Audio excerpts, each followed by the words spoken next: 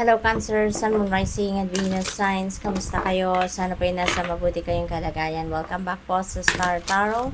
Kung bago kayo dito, welcome din kayo. Thank you sa inyong support. I truly appreciate it. God bless you all. Cancer, pa una mensahe po ninyo, 7 of Cups. Ayan, so meron kayong pinagpipilian ngayon, no? Parang nagmiminimaw kayo ngayon. Maaring parang blind dito, no, na pamimili ninyo, parang ganon. You never know kung alin dito yung best para sa'yo, parang ganon. So, you may dig deeper into that opportunity kung ano man ito, Cancer. No, do not rely on kung ano lang nakikita ninyo, ano lang yung obvious na ino-offer ng opportunity na to, but instead, kailangan siguro na magtanong-tanong pa kayo, mag-research kayo in your own, 'di ba? Alamin niyo. At saka isa pa, very effective din na way, no, of finding out kung alin yung best para sa iyo dito by listening to your intuition. Sundin niyo kung ano yung gut instinct niyo, no? Sundin niyo kung ano yung bulong ng inyong intuition because it will always guide you towards kung ano ang best, no, para sa iyo. We have Two of Wands. Ayan, so this is decision time. No, meron kayong decision making na kinakaharap dito, no, Cancer, at maaaring related dito sa Seven of Cups. Baka ito yung pinag-iisipan din ninyong mabuti. Alin nga ba dito ang best para sa akin? Arin dito yung makakatulong sa akin, something like that, no? Possible din na ang sitwasyon na to is related also sa travel ninyo. Maaring nagpaplano kayong mag-travel. Maybe ang gumugulo sa isip ninyo, pinagpipilian ninyo kung saan kayo pupunta. 'Di ba? Maaring magaganda yung mga kino-consider ninyong lugar. Maaring ganon. Travel overseas, very imminent for some of you dito, Cancer. So, good luck. We have Knight of Cups, may offer of love, no? Cancer, possible din ang pinagdedesisyon na ninyo, pinag-iisipan ninyo ngayon is related dito, no? Siguro sa offer of love. Maaring kung single pa kayo, baka merong nanliligaw sa inyo ngayon, baka masugid na manliligaw, mga manliligaw siguro, kaya yun ang pinag-iisipan ninyo, pinagpipilian ninyo siguro, no?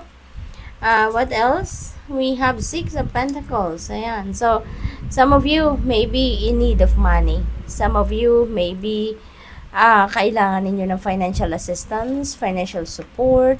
But, huwag kayo mag-alala. Kasi Six of Pentacles, may promise ito para sa inyo, no? Na kung ano yung kailangan ninyo, that will be met.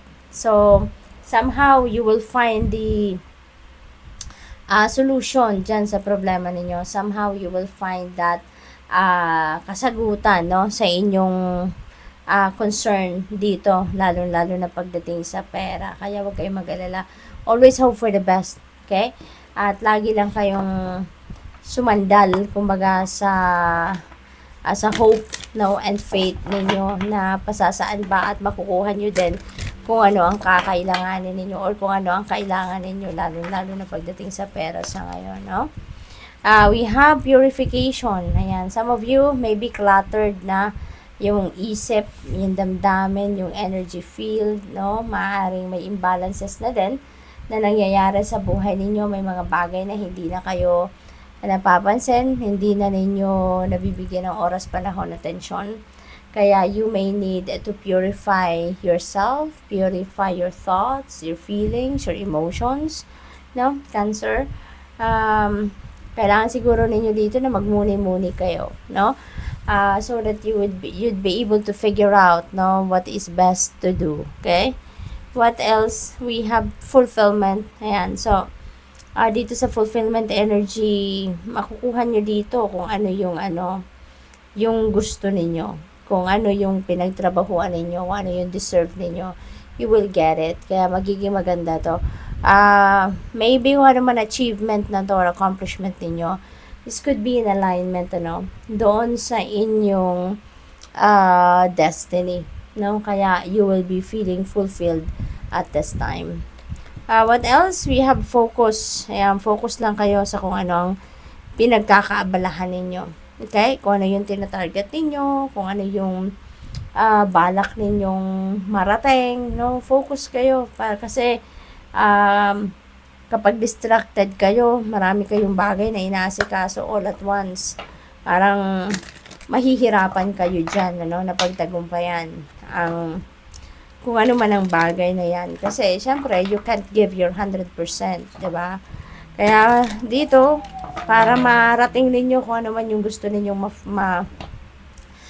ma-reach, para makuha ninyo kung ano man ang gusto ninyong pagtagumpayan dito, focus dapat kayo. Okay, Cancer? What else? We have pride. Yan, isang tabi nyo na yan, Cancer.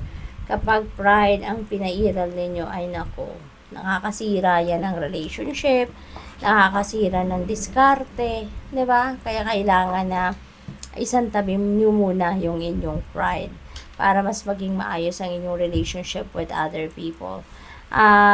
Pwede rin na yung pride na to is dapat yung take pride ka din doon sa mga accomplishments mo, doon sa mga achievements mo. Kasi malayo na din yung narating ninyo, marami na din kayong binuhos na pagod, effort, time, resources into this, no? At kaya naman, siguro you are, taking pride of yourself, or you should be proud of what you have become or who you have become. We have health, ayan, higit sa lahat, Cancer, yung kalusugan ninyo dapat ang talagang laging nasa top priority ng kung ano man ang ginagawa ninyo. Lagi-lagi, no, self-care, very important, no, well-being ninyo, dapat yun ang talagang pag-maintain ninyo ng inyong well-being, dapat yun ang nasa number 1 priority ninyo lagi, no, Cancer. Kasi, 'di ba, kahit marami kayong gagawin, marami kayong nasikaso, marami kayong naka-line up, no, na kailangang gawin sa buhay. When you are on top of your health, for sure, you will be on top of your game. Sigurado na magiging matagumpay kayo at magagawa ninyo ang mga dapat ninyong gawin, mapagtutuunan ninyo ng pansin ang mga dapat ninyong pagbigyan ng panahon at atensyon because maganda ang inyong pakiramdam. Kahit mag-multitask pa kayo, kayang-kaya ninyong matapos or ma-accomplish ang kung ano man. We have self-esteem. Ayan, sabi dito, I possess gifts of the soul that benefit me and others. Ayan, so most likely, maganda rin, no? Ang talagang ninyo dito, pakiramdam ninyo, Cancer. Kasi mas mas mataas na siguro ngayon ang confidence ninyo sa sarili ninyo. Nagtitiwala kayo sa mga ideas ninyo, sa mga plans ninyo. Maybe talagang nagtitiwala kayo sa capabilities din ninyo sa mga kakayanan ninyo, kaya nagtitiwala kayong mararating ninyo ang tagumpay, no? Mataas ang iyong self-esteem, mataas ang iyong confident, assertive kayo, so walang lusot dito kumbaga ang tagumpay, 'di ba? So good luck, Cancer. That's all I have for you for today. Thank you for watching. Love and light. Namaste.